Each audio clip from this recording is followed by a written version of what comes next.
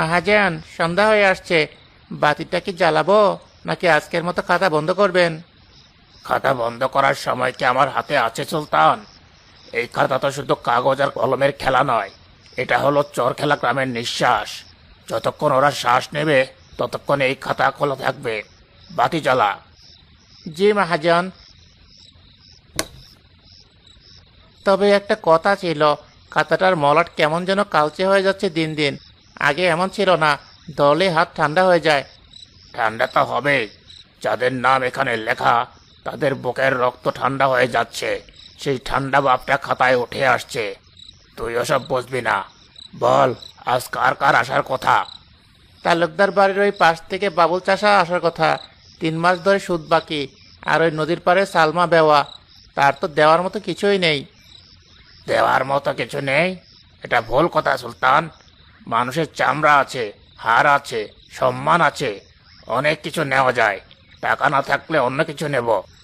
কিন্তু মহাজন, সালমা বেওয়া ছোট ছেলেটা খুব অসুস্থ। শুনলাম ঘরে খাবারও নেই।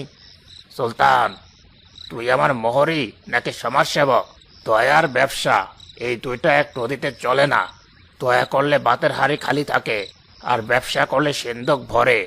আমি সিন্দুক ভরাতে চাই। কিন্তু মানুষের বদদোয়া। বদদোয়া?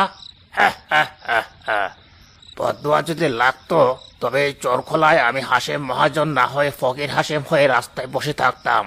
যা, দেখ বাবুল এসেছে কিনা।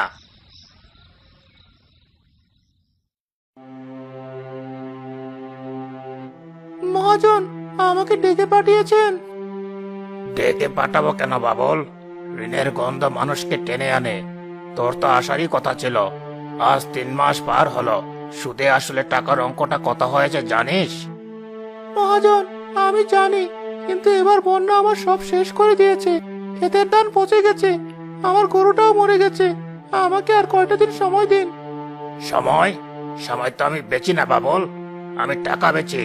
তুই সময় চাইছিস, কিন্তু আমার খাতা তো সময় চেনে না, সে চেনে সংখ্যা। এই দেখ, তোর নামের পাশে লাল কালির দাগটা কেমন জলজল করছে। পায়ে পড়ি মহাজন, আমার পিঠেটা ছাড়া আর কিছু নেই। ওটা নিলে আমার নাতি নাতনিরা রাস্তায় মরে যাবে।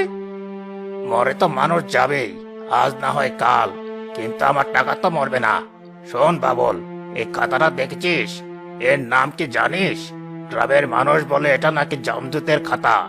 এখানে আমি যার নামে লাল গোল্লা দিই তার আয়ও নাকি কমে যায়। এসব অনেক কথা বলবেন না মহাজন।